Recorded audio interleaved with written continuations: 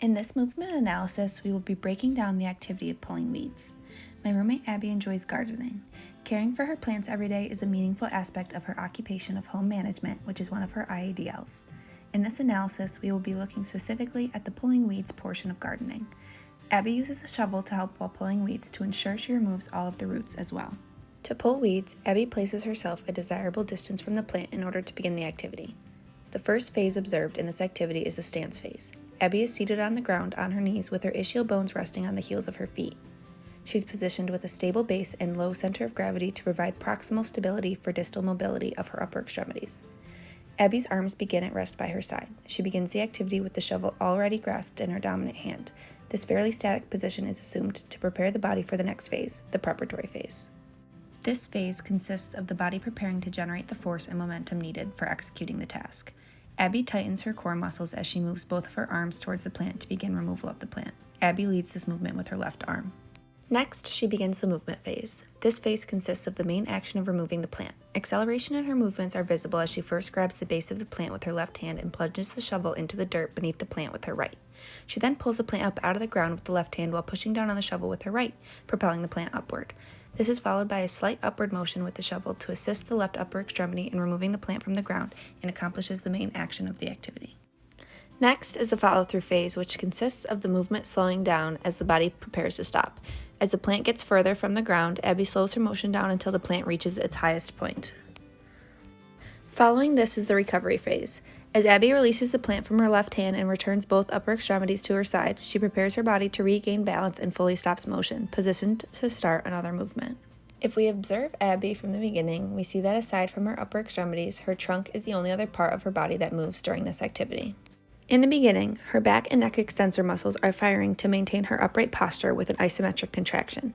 As she leans forward to reach for the plant with both upper extremities, her back extensor muscles eccentrically contract in a controlled manner to allow her trunk to flex slightly towards the plant, her neck extensor muscles maintaining an isometric contraction throughout the remainder of the activity. Once she makes contact with the plant, her back extensor muscles hold an isometric contraction to allow for controlled upper extremity movement. Then, Abby extends her trunk by concentrically contracting her back extensor muscles, bringing her trunk back to a neutral position and concluding the movement. Now, following Abby's left upper extremity, we observe the motion beginning with mild elbow flexion and shoulder flexion as Abby reaches toward the plant.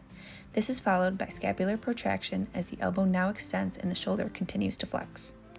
Once she can make contact with the plant, Abby's 2nd through 5th digits extend minimally at the PIPs and DIPs, and her thumb has slight palmar abduction at the CMC joint.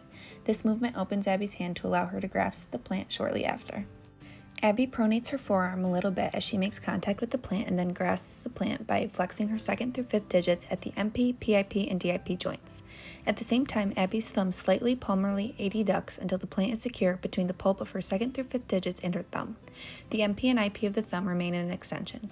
Abby's wrist radially deviates and minimally extends as she pushes the shovel into the ground with her other hand as she prepares to pull up on the plant with her left upper extremity.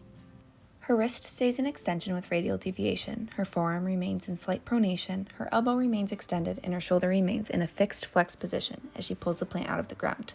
She then releases the plant by ulnarly deviating her wrist in slight extension and releasing the grasp on the plant. With this release, her MP and PIP joints of her 2nd through 5th digits extend mildly, and her forearm supinates a little. She then reassumes her starting position by extending the shoulder and returning her elbow to its resting state of 15 degrees of flexion, along with a neutral forearm and wrist and relaxed fingers. Now, following Abby's right upper extremity, her elbow flexes to begin the movement. Then, as she reaches with the shovel, her shoulder flexes and her elbow extends. Her scapula also upwardly rotates as her shoulder moderately abducts and internally rotates. As she begins to push the shovel into the ground, Abby's wrist ulnarly deviates and slightly extends, her forearm remaining neutral. Her wrist then extends more as the shovel goes into the ground. During this portion of the movement, her elbow extends mildly, her shoulder adducts and externally rotates as her scapula returns to neutral by downwardly rotating.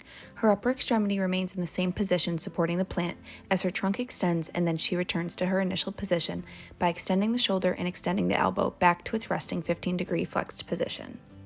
When returning to her initial stance, to avoid a collision between the shovel and her knee, Abby pronates her forearm and then supinates it back into the neutral position after clearing her knee. Her wrist remains neutral. Throughout the whole movement, Abby maintains a gross grasp on the shovel. Her MP, PIP, and DIP joints of the 2nd through 5th digits are all flexed around the 1.5-inch diameter of the shovel handle, with her thumb providing stabilizing pressure superiorly. Her 2nd through 5th MP joints are only flexed a little, with the PIP joints flexing the most, and her DIP joints flexed to comfortably wrap around the handle. Her thumb, MP, and IP joints are an extension, with the CMC joint remaining abducted 1.5 inches away from the 2nd metacarpal, in a plane perpendicular to that of her 2nd through 5th digits. The muscles in her hand must maintain the grasp throughout the whole movement, and must adjust their force as she completes different movements with the shovel.